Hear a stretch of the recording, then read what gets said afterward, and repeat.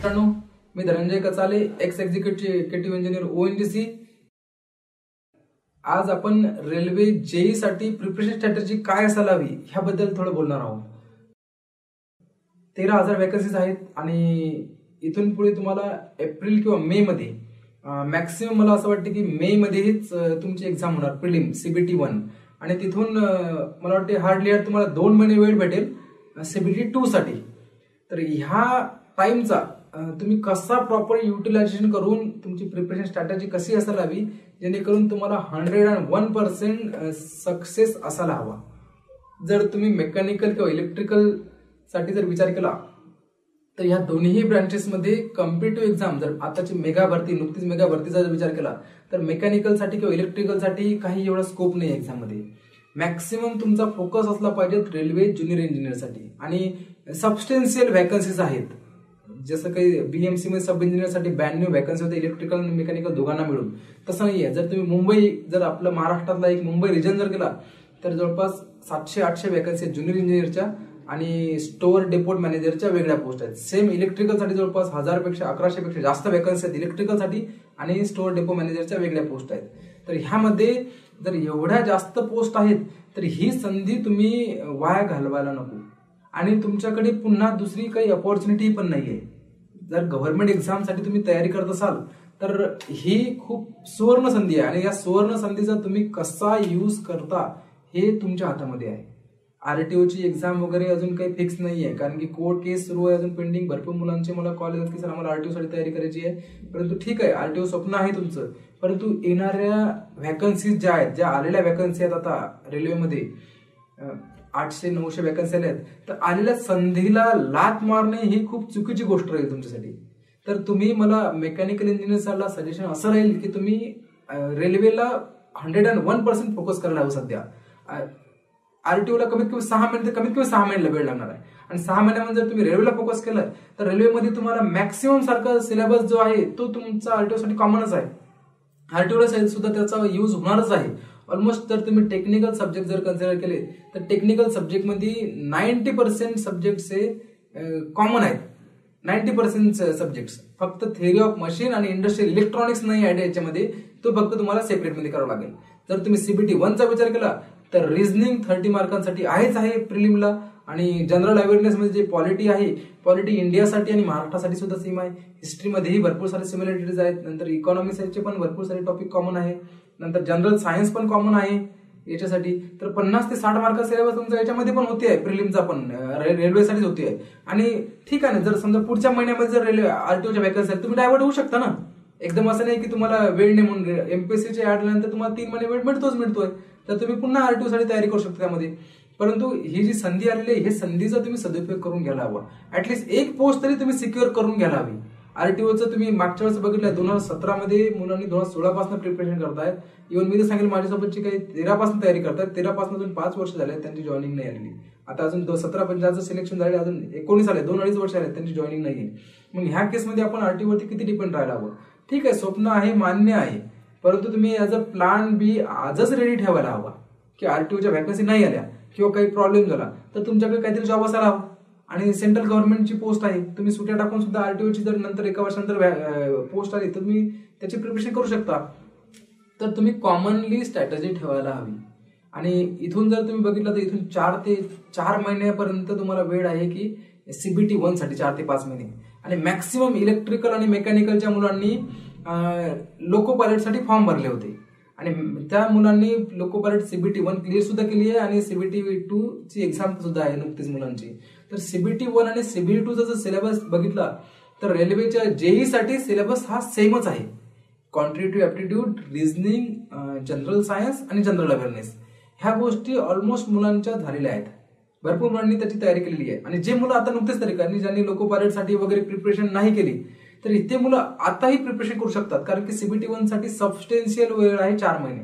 आणि माझं सजेशन असं राहील की तुम्ही हे 4 महिने फक्त CBT 1 वरती वेस्टेज नाही करायला हवी, कारण की CBT 1 ही फक्त क्वालिफाईंग एक्झाम आहे. आणि जर तुम्ही सिलेबस प्रॉपरली बघितला तर फक्त क्वांटिटेटिव्ह ऍप्टिट्यूड, रिझनिंग जनरली कोणत्या ना कोणत्या एक्झामसाठी हे मुलांना झालेलं आहे. जनरल सायन्स सुद्धा भरपूर ठिकाण झाले. केमिस्ट्री फिजिक्स झालेलं नसेल तरी केमिस्ट्री फिजिक्स तर मुलांचं इंजिनिअरिंग विद्यार्थी असल्यामुळे तुमचं आहे चांगलं. फक्त तुम्हाला लाईफ सायन्सेस म्हणजे बायोलॉजी वगैरे तुम्हाला करावं लागेल प्रॉपरली, आणि जनरल अवेअरनेस हे सगळीकडे सगळ्याच एक्झामला कॉमन आहे सध्या. त्यामुळे सीबीटी 1 ला असं सेपरेटली 4 महिने देण्यामध्ये मला नाही वाटत की पॉईंट आहे म्हणून. तुम्ही सीबीटी 2 चाही सायमल्टेनियस अभ्यास करणं आवश्यक आहे. आणि दुसरी गोष्ट, सीबीटी 1 ही क्वालिफाईंग आहे. असंही नाही की सीबीटी 1 चे मार्क्स तुम्हाला काहीतरी सीबीटी 2 मध्ये ऍड होणार आहेत आणि तुमच्या सिलेक्शनला काहीतरी फायदा होणार आहे. तुम्ही जर 14,000 वॅकन्सी आहेत तर ऑलमोस्ट 3 लाख मुलं पास होणार आहेत. या 3 लाख मुलांमध्ये जर तुम्ही क्वालिफाय नाही करू शकत तर मग सीबीटी 2 चा तुम्ही विचारच नाही नको करायला. आणि तुम्ही असं म्हणता की सीबीटी 1 क्लिअर झाल्यानंतर बघू आपण काय होते सीबीटी 2 चं, त्यावेळेस बघू प्रिपरेशन करू. परंतु त्यावेळेस तुम्हाला वेळ राहणार नाही. तुम्ही लक्षात घ्या, यावेळेस जी कंडक्टिंग बॉडी आहे टीसीएस एक्झाम कंडक्ट करते रेल्वेच्या, आणि रेल्वेचे जे मेन लोड होता टीसीएसचा, ग्रुप डी चा एक्झाम कंडक्ट करणे आणि लोको पायलटचे एक्झाम कंडक्ट करणे, त्या सगळ्या फिनिश होतो आता. ग्रुप डीच्या पण एक्झाम झाल्या आहेत, लोको पायलटच्या एक्झाम झाल्या आहेत आणि आरपीएफच्या पण एक्झाम झालेल्या आहेत. त्यामुळे रेल्वे टीसीएसकडे जास्त लोड नाही आता त्यावेळी राहणार. त्यामुळे त्यांची सीबीटी 2 ही अप्रॉक्सिमेटली 2 महिन्यामध्ये तुम्ही अपेक्षा करू शकता. 2 महिन्यामध्ये राहणार तुम्ही सीबीटी 1 झाल्यानंतर. रिझल्ट आल्यानंतर मी सांगतो फक्त 1 महिन्यापर्यंत वेट भेटेल तुम्हाला. आणि सीबीटी 2 मध्ये कमी विद्यार्थी असल्यामुळे त्यांना एक्झाम कंडक्ट करायला पण वेळ लागणार नाही. आज जरी सीबीटी 1 मध्ये खूप सारे विद्यार्थी बसतील, पण सीबीटी 1 मध्ये हार्डली 3 लाख मुलं, आणि ऑल इंडिया लेवलवरती 3 लाख मुलांचा लोड हँडल करणे टीसीएस सारख्या कंपनीला काही मोठी गोष्ट. त्यांनी 2.5 करोड मुलं हँडल केले आहेत ग्रुप डी साठी. त्यामुळे तो एक्झाम 2 महिन्यामध्ये राहणार. आणि जर 2 महिन्यामध्ये जर तुम्ही सिलेबस प्रॉपरली अनालाइज केला टेक्निकलचा, तर टेक्निकलचा सिलेबस हा ऑलमोस्ट सेकंड इयर थर्ड इयरचे सगळे त्यांनी टॉपिक मेन्शन केले आहेत. तुम्ही जर फक्त प्रोडक्शन इंजिनिअरिंगचा सिलेबस बघितला तर प्रोडक्शन इंजिनिअरिंग मध्ये 4-5 टॉपिक मेन्शन केले त्यांनी. आणि हा सिलेबस जर तुम्ही फक्त 2 महिन्यामध्ये प्रिपरेशन करायचं ठरवलं तर इम्पॉसिबल गोष्ट आहे. एखादा अपवाद असेल की करेल, पण ज्याचे बेसिक कॉलेजला वगैरे चांगलं झाले असेल तो, परंतु साधारण व्यक्तीचं काम नाहीये ते. त्यामुळे तुमचा टेक्निकलचा अभ्यासही आधी असायला हवा. जर तुमचा सीबीटी 1 चा जर लोको पायलटची सीबीटी 1 तुम्ही क्लिअर केली असेल किंवा सीबीटी 2 दिलेली असेल, तर माझं सजेशन असेल की तुम्ही फक्त डेली 1 घंटा सीबीटी 1 साठी वेळ द्यायला हवा. 90% टाइम तुम्ही सीबीटी 2 साठी देणं आवश्यक आहे. सीबीटी 2 चे टेक्निकल सब्जेक्ट आताच क्लिअर करणे आवश्यक आहे तुम्ही एप्रिलच्या आधीच. आणि ज्या मुलांनी सीबीटी 1 रेल्वे आणि लोको पायलट साठी प्रिपरेशन नाही केलेली, त्या मुलांनी ऍटलीस्ट 3 आवर्स हा सीबीटी 1 साठी देणे आणि ऍटलीस्ट 7 आवर्स 70% टाइम हा सीबीटी 2 साठी देणे टेक्निकल सब्जेक्टसाठी. जनरल सब्जेक्ट होऊन जाते, जनरल सब्जेक्टला वेळ लागणार नाही, कारण की तसंही फिजिक्स केमिस्ट्री सीबीटी 1 ला आहेच तुम्हाला. जनरल अवेअरनेस पण सीबीटी 1 ला आहे. राहिला एक गोष्ट कम्प्युटर आणि इन्व्हायरमेंट, याच्यासाठी काही वेळ लागणार नाहीये. एमएससीआयटी जो कोर्स आहे त्याचे थोडेसे काही 4-5 टॉपिक आहेत, ते हार्डली तुम्हाला 2-3 दिवस कम्प्युटर अप्लिकेशनचा सब्जेक्ट होऊन जाईल तुमचा. आणि जनरल अवेअरनेस इन्व्हायरमेंट जे आहे, इन्व्हायरमेंट पण मध्ये काही मोठी गोष्ट नाही, ते आहे पोल्युशन कंट्रोल वगैरे, नॉईज पोल्युशन वगैरे, साध्या गोष्टी आहेत त्या. तुम्हाला मेन फोकस असायला हवा तुमचा टेक्निकलवरती. जो 100 क्वेश्चन्स असणार आहेत तुमचे टेक्निकलचे, त्यावरती तुमचा फोकस असायला हवा. तर तुम्ही त्यासाठी जे मेकॅनिकलचे तुमचे रेफरन्स बुक असतील, लक्षात घ्या यावेळी ही कॉम्पिटिशन खूप हायर असणार आहे. कारण की ग्रॅज्युएट लेवलचे विद्यार्थी आणि डिप्लोमा लेवलचे विद्यार्थी दोन्ही असणार आहे. आधी काय व्हायचं, एसएससीच्या व्हॅकन्सी सुद्धा सेम टाइमला यायच्या आणि जेईच्या व्हॅकन्सी सुद्धा सेम टाइमला यायच्या. त्यामुळे जे ग्रॅज्युएट स्टुडंट होते, क्रीम स्टुडंट, ते एसएससी साठी प्रिपेअर करायचे, जेई साठी नाही करायचे. त्यामुळे जेई साठी एवढ्या आता दोन्ही क्लब झालेले आहेत. जेई साठी दोघंही फाईट करतायत. आणि दुसरी गोष्ट ही आहे की तुम्ही जर नोटिफिकेशन प्रॉपरली अनालाइज केलं असेल, तुम्हाला व्हर्च्युअल कॅल्क्युलेटर सुद्धा अलाउड केलेलं आहे सीबीटी 2 साठी. आणि व्हर्च्युअल कॅल्क्युलेटर जर अलाउड आहे तर तुम्ही न्यूमेरिकलची संख्या ही थोडीफार जास्तच असणार, लक्षात घ्या, साधारण एक्झामपेक्षा. ह्यावेळी आपण न्यूमेरिकलला इग्नोर नाही करू शकत. न्यूमेरिकलची प्रॅक्टिस सुद्धा करणं आवश्यक आहे. आणि न्यूमेरिकलची प्रॅक्टिस जर तुम्हाला करायची आहे तर 2 महिने हा इनफ वेळ नाहीये. ऍटलीस्ट 15% to 20% तुम्ही जास्तही नाही अपेक्षा करू शकत, कारण की डिप्लोमा लेवलची एक्झाम आहे. पण 15% to 20% जर न्यूमेरिकल असतील तर एवढी जर 20% सिलेबस तुम्ही इग्नोर नाही करू शकत. त्यामुळे तुम्हाला त्याची प्रिपरेशन सुद्धा आवश्यक आहे. त्याची प्रॅक्टिस क्वेश्चन सॉल्व्ह करायची, न्यूमेरिकलची प्रॉपरली टेस्ट देणे सुद्धा आवश्यक आहे.